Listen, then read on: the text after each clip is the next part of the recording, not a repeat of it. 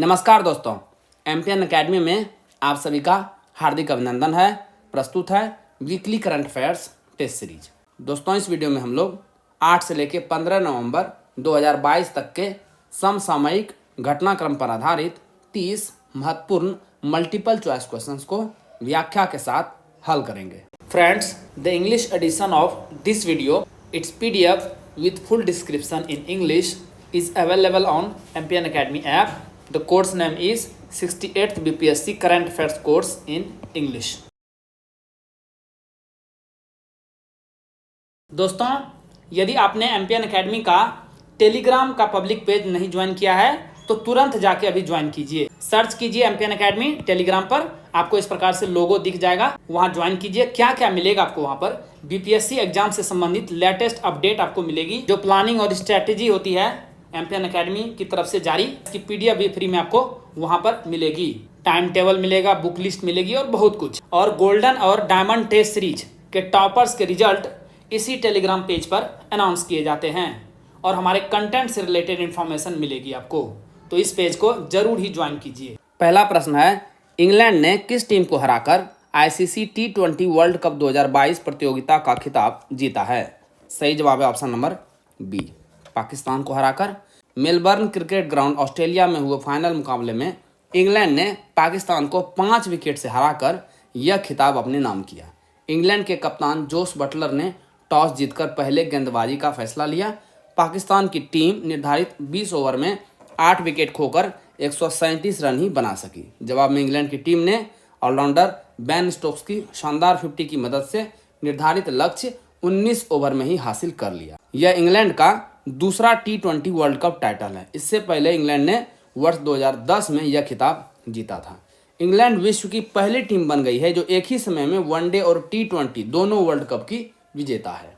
8वें ICC पुरुष T20 विश्व cup tournament में प्लेयर ऑफ द टूर्नामेंट का पुरस्कार किसे प्रदान किया गया है? सही जवाब है option number A, Sam Curran. ये प्लेयर ऑफ द टूर्नामेंट भी रहे और फाइनल मैच में प्लेयर ऑफ द मैच भी रहे। ये इंग्लैंड के हैं। सबसे अधिक रन बनाया है विराट कोहली ने 296। सबसे अधिक विकेट लिया है वनिंदु हसरंगा ने श्रीलंका के 15 विकेट। और जो विनर रही इंग्लैंड की टीम उसे मिले हैं 1.6 मिलियन $, यानी लगभग देखेंगे तो 12.8 करोड़ रुपये। भारत ने आईसीसी T20 वर्ल्ड कप 2022 की अच्छी शुरुआत करते हुए अपने पहले मैच में पाकिस्तान को हराकर जीत से शुरुआत की थी। भारत सुपर 12 के ग्रुप 2 में 5 मैचों में से 4 में जीत दर्ज करके ग्रुप में टॉप पर रहा था, लेकिन सेमीफाइनल में इंग्लैंड के हाथों मात खाकर टूर्नामेंट से बाहर हो गया था। भारत के 50वें मुख्य न्यायाधीश CJI कौन बने हैं? सही जवाब है option number D, DY Chandrachud.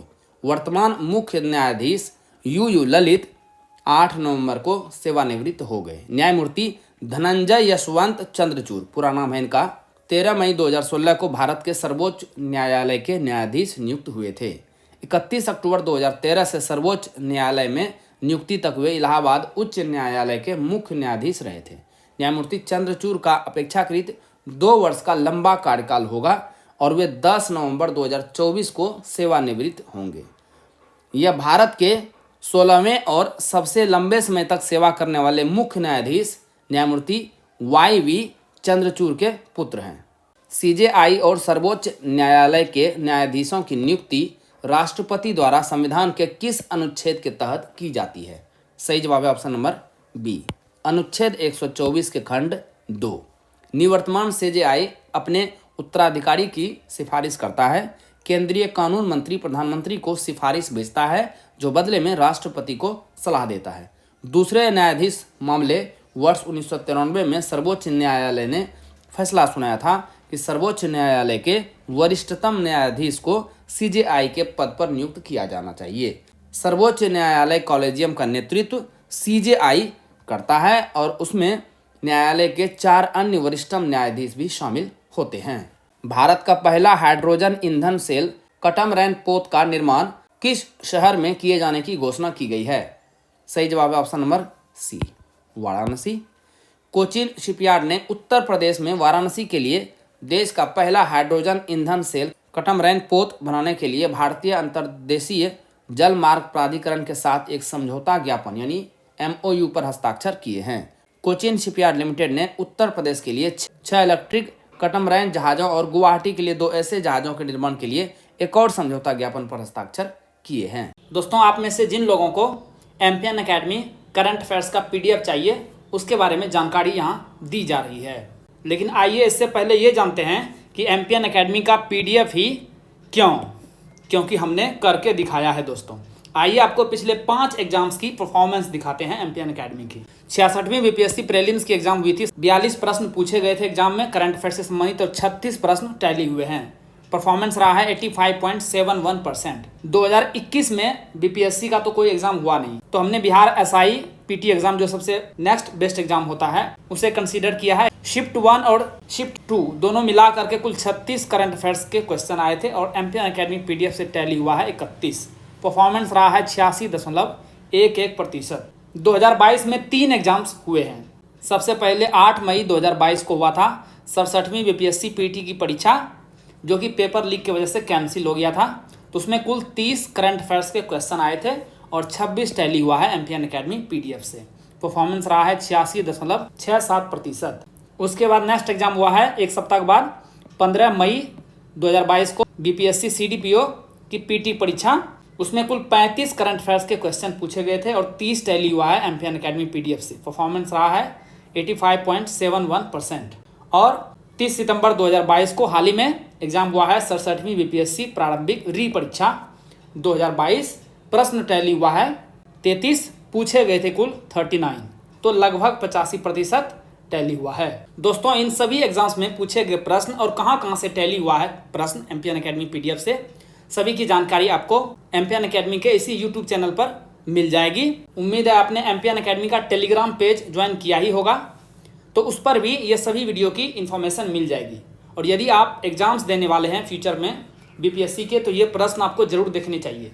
इससे पता चलेगा कि BPSC में किस प्रकार से करंट अफेयर्स के क्वेश्चंस पूछे जाते हैं और आप एम्पियन एकेडमी PDF का इस्तेमाल इस करंट अफेयर्स सेक्शन को क्रैक करने में कैसे कर सकते हैं। आइए अब जानते हैं कि क्या क्या मिलेगा इसमें आपको। तो 68वीं BPSC प्रारंभिक परीक्षा का कोर्स इंग्लिश और हिंदी दोनों भाषाओं में अलग अलग दिया गया है। साल भर के करंट अफेयर्स को आप रिवाइज कर सकते हैं केवल 18 घंटों में। कैसे करेंगे इसे आप, आइए एक एक करके देखते हैं। 4 प्रकार के कंटेंट आपको मिलेंगे। एक तो वीकली करंट अफेयर्स MCQs, इसमें कुल 50 PDF रहेंगे साल भर में। एक PDF को आपको रिवाइज करने में 6 मिनट का समय लगेगा, तो कुल 5 घंटे में आप weekly current affairs test series जो MCQs पोर्सन है उसे रिवाइज कर पाएंगे। Monthly current affairs short notes 12 महीने का 12 PDF, एक PDF को रिवाइज करने में 30 मिनट्स का अप्रॉक्स समय लगेगा, तो कुल 6 घंटे में इसे भी आप एक बार रिवाइज कर लेंगे। थर्ड टाइप का कंटेंट रहेगा बिहार मंथली करंट अफेयर्स। कुल 14 PDF आपको मिलेंगे, 12 महीने का 12 PDF, एक यूनियन बजट और एक इकोनॉमिक सर्वे। कुल 30 मिनट का समय लगेगा एक PDF को रिवाइज करने में। इस प्रकार से 7 घंटे में इसे भी आप रिवाइज कर पाएंगे। तो तीनों समय को जोड़ देंगे तो 18 घंटे में आप पूरे साल भर के कंटेंट को सिस्टमेटिकली रिवाइज कर पाएंगे। अच्छा, आपको पता कैसे चलेगा कि आपका रिवीजन सही से हो रहा है कि नहीं हो रहा है? इसके लिए हमने इसमें ऐड किया है इस बार golden current affairs app based revision test series. 12 महीने का 12 टेस्ट होगा मंथ वाइज, उसके बाद 3 महीने के बाद एक टेस्ट होगा। तो इस प्रकार से साल भर में कुल 4 हो जाएंगे tri monthly test. Half yearly test 2 होगा 6 महीने में एक बार, उसके बाद लास्ट में 1 ईयरली टेस्ट। ये ऐप बेस्ड टेस्ट है, आपको रियल एग्जामिनेशन हॉल जैसा अनुभव प्राप्त होगा। आपको तुरंत रिजल्ट भी पता चल जाएगा कि आपका परफॉर्मेंस कैसा रहा है। दोस्तों, एम्पियन एकेडमी के करंट अफेयर्स का तो कोई जोड़ मार्केट में है ही नहीं। Ampion is champion in current affairs. इस बार हमने diamond static GK test series launch किया है। इसमें आपको स्टैटिक पोर्शन के कंटेंट मिलेंगे। कुल मिला के 25 टेस्ट सीरीज है इसमें, और एक टेस्ट सीरीज में 120 क्वेश्चंस होंगे। कुल मिलाकर के 3000 सबसे अति महत्वपूर्ण स्टैटिक GK के क्वेश्चंस मिलेंगे विद एक्सप्लेनेशन, व्याख्या के साथ मिलेंगे आपको। तो 120 प्रश्न जो होंगे उसमें सेक्शन वाइज किस प्रकार से प्रश्न रहेंगे। हिस्ट्री से 30 क्वेश्चंस, साइंस से 30 क्वेश्चंस, बिहार GK से 20 क्वेश्चंस, इकोनॉमी से 10 क्वेश्चंस, पॉलिटी से 10 क्वेश्चंस, ज्योग्राफी से 10 क्वेश्चंस, मैथ और रीजनिंग के 10 क्वेश्चंस। जो BPSC का पैटर्न रहा है बिल्कुल उसी हिसाब से स्टैटिक का ये क्वेश्चंस मिलेगा। और एक सेट को जो 120 का क्वेश्चन है उसे सॉल्व करने के लिए आपको 90 मिनट्स का समय मिलेगा। तुरंत आप रिजल्ट इसमें देख सकते हैं कि आपका परफॉर्मेंस कैसा रहा है। आइए अब जानते हैं कि ये पीडीएफ और टेस्ट सीरीज आपको मिलेगा कैसे। दोस्तों सबसे पहले यदि आपने एमपीएन अकेडमी ऐप डाउनलोड नहीं किया है तो गूगल प्ले स्टोर पर जाइए और एमपीएन अकेडमी सर्च कीजिए। वहाँ पर आपको इस प्रकार से एमपीएन अकेडमी का लोगो दिखेगा। आपको इस वीडियो के डिस्क्रिप्शन बॉक्स और पिन कमेंट सेक्शन में भी एमपीएन अकेडमी ऐप का लिंक मिल जाएगा। जैसे ही ऐप को इंस्टॉल करेंगे आप वहाँ पर चले जाएंगे आप स्टोर सेक्शन में, नीचे स्टोर सेक्शन मिलेगा ऐप के। वहाँ पर जाने के बाद आप कोर्स चुनें। 2 प्रकार के कोर्स उपलब्ध हैं, एक 68वीं बीपीएससी करंट अफेयर्स का कोर्स और एक diamond static GK test series. Hindi और इंग्लिश में अलग अलग कोर्स उपलब्ध है। ध्यान से कोर्स का लैंग्वेज सेलेक्ट करेंगे। हिंदी का कोर्स हिंदी में लिखा रहेगा और इंग्लिश का इंग्लिश में। जैसे ही कोर्स पर क्लिक करेंगे वहाँ पर पेमेंट का लिंक नीचे मिल जाएगा। बहुत ही मामूली शुल्क पर ये सभी सामग्री आपको प्रोवाइड की जा रही है। पेमेंट करते ही आपको कंटेंट सेक्शन में सारी सामग्री उपलब्ध हो जाएगी।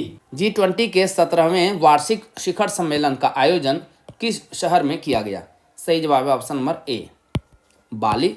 इंडोनेशिया की अध्यक्षता में बाली में 15 से 16 नवंबर को G20 के 17वें G20 leader summit recover together recover stronger विषय के तहत आयोजित किया गया। पीएम मोदी ने भी इस बैठक में भाग लिया। सदस्य देशों ने यूक्रेन में रूस की आक्रामकता की कड़े शब्दों में निंदा करते हुए एक घोषणा को अपनाया और इसे बिना शर्त वापस लेने की मांग की। G20 का गठन 1999 के दशक के अंत के वित्तीय संकट की पृष्ठभूमि में किया गया था, जिसने विशेष रूप से पूर्वी एशिया और दक्षिण पूर्व एशिया को प्रभावित किया था। यूरोपियन देश स्लोवेनिया की पहली महिला राष्ट्रपति के रूप में किसे चुना गया है? सही जवाब है ऑप्शन नंबर डी, नताशा पिर्क मूसर। पेशे से वकील नताशा ने 54% वोट हासिल किए। इनके प्रतिद्वंदी और पूर्व विदेश मंत्री एंड लोगर को 46% वोट हासिल हुए हैं। नताशा ने बिना किसी पॉलिटिकल पार्टी के यह चुनाव लड़ा था। उन्होंने बिना किसी पॉलिटिकल बैकग्राउंड के यह इलेक्शन लड़ा और ऐतिहासिक जीत दर्ज की है। वो वर्तमान राष्ट्रपति बोरुत पाहोर का स्थान लेंगी, जिन्होंने पहले से ही अपना 2 कार्यकाल पूरा कर लिया है। केंद्रीय गृह मंत्रालय ने हाल ही में mother tongue survey of India MTSI को पूरा किया। इसके तहत भारत की कितने भाषाओं की फील्ड वीडियोग्राफी की गई? सही जवाब है ऑप्शन नंबर बी, 576। इनका डेटा NIC और राष्ट्रीय फिल्म विकास निगम द्वारा कलेक्ट किया जाता है। गृह मंत्रालय की 2021-22 की वार्षिक रिपोर्ट में कहा गया है कि देश की मातृभाषा को संरक्षण प्रदान करने के लिए राष्ट्रीय सूचना विज्ञान केंद्र यानी NIC में एक वेब संग्रह स्थापित करने की योजना बनाई गई है। भारत में 2011 की भाषाई जनगणना के आंकड़ों के अनुसार मातृभाषा के रूप में 19,500 से अधिक भाषाएं या बोलियां बोली जाती है, जिसको 121 मदर टंग ग्रुप में स्थान दिया गया है। जनसंख्या के हिसाब से देखेंगे तो हिंदी सर्वाधिक बोली जाती है भारत में। विधि आयोग के अध्यक्ष के रूप में किसे नियुक्त किया गया है? सही जवाब है option number B, Rituraj Awasthi. पहला विधि आयोग दोस्तों वर्ष 1834 ईस्वी में ब्रिटिश राज काल के दौरान वर्ष 1833 के चार्टर अधिनियम द्वारा स्थापित किया गया था और इसकी अध्यक्षता की गई थी लॉर्ड मैकाले द्वारा। विधि आयोग का गठन 3 साल की अवधि के लिए किया जाता है और 22वें विधि आयोग को 24 फरवरी 2020 को अधिसूचित किया गया था। भारत सरकार ने 7 नवंबर को विधि आयोग के गठन के 2.5 साल बाद अध्यक्ष और इनके सदस्यों की नियुक्ति की है। 9 नवंबर को राष्ट्रपति ने कर्नाटक उच्च न्यायालय के सेवानिवृत्त मुख्य न्यायाधीश ऋतुराज अवस्थी को इसका नया अध्यक्ष नियुक्त किया है। यह इलाहाबाद उच्च न्यायालय के न्यायाधीश भी रह चुके हैं। प्रसार भारती का मुख्य कार्यकारी अधिकारी यानी CEO किसे नियुक्त किया गया है? सही जवाब है option number A, Gaurav Dwivedi. My gov India के पूर्व प्रमुख गौरव ने 21 नवंबर को भारत के लोक प्रसारक प्रसार भारती के CEO के रूप में पदभार ग्रहण कर लिया है। यह छत्तीसगढ़ कैडर के 1995 बैच के IAS अधिकारी हैं। इससे पहले ये छत्तीसगढ़ सरकार में वाणिज्य कर 20 सूत्रीय कार्यक्रम क्रियान्वयन और योजना व सांख्यिकी विभाग के प्रमुख सचिव की जिम्मेदारी संभाल रहे थे। शशि शेखर वेम्पति का 5 साल का कार्यकाल पूरा हो जाने के बाद जून 2022 में दूरदर्शन के महानिदेशक मयंक अग्रवाल को प्रसार भारती का अतिरिक्त प्रभार सौंपा गया था। तो अब ये full fledged Gaurav Dwivedi CEO बन गए हैं प्रसार भारती के। किस 2 स्टेशन के बीच चलाए जाने वाले दक्षिण भारत की की पहली वंदे भारत एक्सप्रेस ट्रेन का उद्घाटन प्रधानमंत्री नरेंद्र मोदी द्वारा किया गया है? सही जवाब है option number A, Chennai Mysore. PM Modi ने क्रांतिवीर संगोली रायन्ना रेलवे स्टेशन पर चेन्नई मैसूर वंदे भारत एक्सप्रेस को हरी झंडी दिखाई। यह देश की 5वीं वंदे भारत एक्सप्रेस ट्रेन है और साथ ही यह दक्षिण भारत की पहली वंदे भारत एक्सप्रेस ट्रेन है। यह train Chennai, tech city Bengaluru और टूरिस्ट सिटी मैसूर के मध्य चलाई गई है। भारत किस वर्ष विमेंस वर्ल्ड बॉक्सिंग चैंपियनशिप की मेजबानी करेगा? सही जवाब है ऑप्शन नंबर ए, 2023। इसका आयोजन नई दिल्ली में किया जाएगा। यह तीसरा मौका है जब Bharat women's world boxing championship की मेजबानी करने जा रहा है। इससे पहले भारत वर्ष 2006 और 2018 में इस इवेंट का आयोजन कर चुका है। वर्ष 2022 का आयोजन तुर्की के शहर इस्तांबुल में किया गया था। भारत 2021 के आयोजन का भी दावेदार था, लेकिन बीएफआई द्वारा मेजबान शुल्क का भुगतान करने में विफल रहने के कारण यह मेजबानी सर्बिया को दे दी गई थी। 2022 में आईसीसी हॉल ऑफ फेम में 3 दिग्गज खिलाड़ियों को जगह दी गई है। इनमें कौन शामिल नहीं है? सही जवाब है ऑप्शन नंबर बी, इसमें वीरेंद्र सहवाग शामिल नहीं है। इनमें पाकिस्तान के अब्दुल कादिर, इंग्लैंड की चार्लोट एडवर्ड्स और वेस्टइंडीज के शिव नारायण चंद्रपॉल को शामिल किया गया है। आईसीसी हॉल ऑफ फेम में क्रिकेट जगत के दिग्गज खिलाड़ियों को समय समय पर शामिल किया जाता है। तो आईसीसी हॉल ऑफ फेम में शामिल भारतीय कौन कौन से हैं? बिशन बेदी 2009 में, सुनील गावस्कर 2009 में, कपिल देव 2010 में, अनिल कुंबले 2015 में, राहुल द्रविड़ 2018 में, सचिन तेंदुलकर 2019 में और लेटेस्ट एडिशन 2021 में Vinoo Mankad. Forbes world top employer ranking 2022 में टॉप 100 में स्थान पाने वाली एकमात्र भारतीय कंपनी कौन है? सही जवाब है option number D, Reliance industries. South Korea की दिग्गज कंपनी सैमसंग इलेक्ट्रॉनिक्स पहले स्थान पर है। फोर्ब्स के छठे वार्षिक फोर्ब्स वर्ल्ड की सर्वश्रेष्ठ एम्प्लॉयर रैंकिंग 2022 में रिलायंस इंडस्ट्रीज को 20वें स्थान पर रखा गया है। और उसके बाद देखेंगे भारतीय कंपनी तो 137वें नंबर पर है एचडीएफसी लिमिटेड, 173वें नंबर पर है बजाज, 240वें नंबर पर है आदित्य बिरला और 333वें नंबर पर है हीरो मोटोकॉर्प। यह रैंकिंग बाजार अनुसंधान कंपनी स्टेटिस्टा के साथ साझेदारी में किया गया है। फोर्ब्स द्वारा तैयार की गई पूरी सूची में 50 कंपनियां हैं और कई टेक कंपनियां भी सूची में शामिल हैं।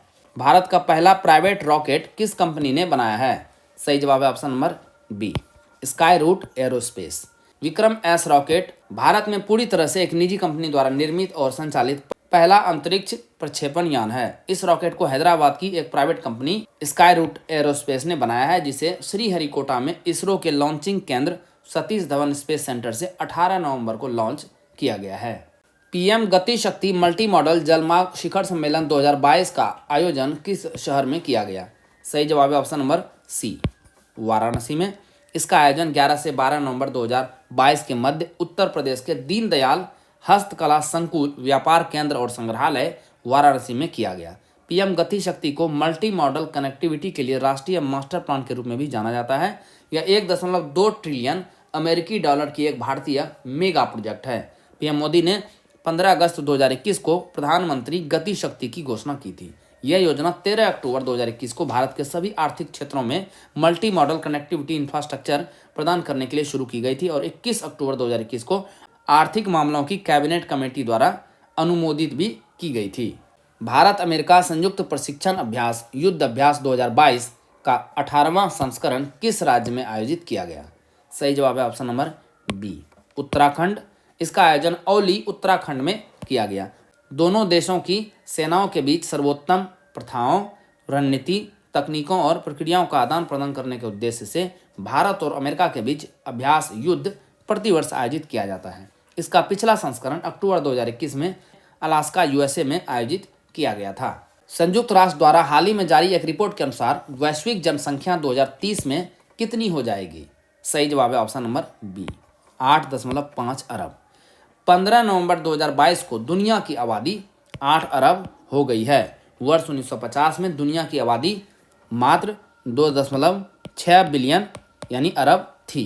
यह वर्ष 1987 में बढ़कर 5 अरब और वर्ष 1999 में 6 अरब तक पहुंच गई थी। इसी कड़ी में एक ग्लोबल मूवमेंट 7 बिलियन एक्शन शुरू किया गया था। वैश्विक जनसंख्या 2050 में 9.7 अरब और 2100 तक 4 अरब हो जाएगी। भारत पहली बार G20 देशों की अध्यक्षता करने जा रही है। इसकी अवधि क्या है?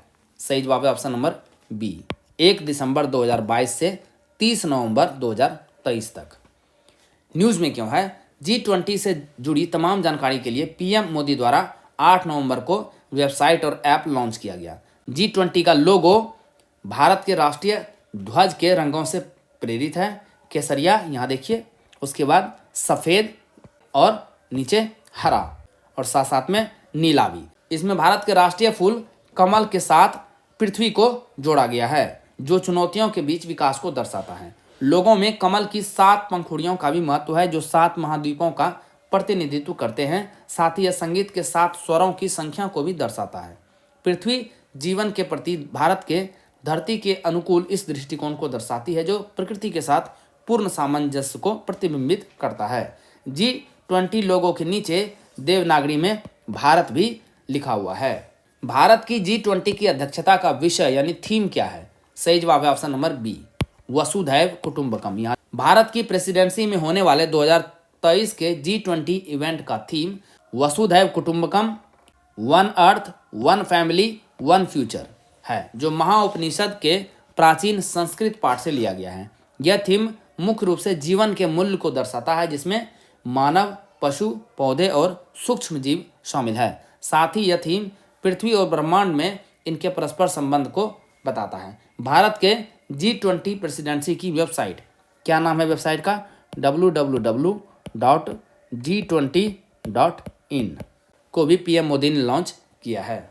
कावेरी दक्षिण वन्यजीव अभयारण्य को हाल ही में किस राज्य सरकार द्वारा अधिसूचित किया गया है? सही जवाब है ऑप्शन नंबर सी, तमिलनाडु।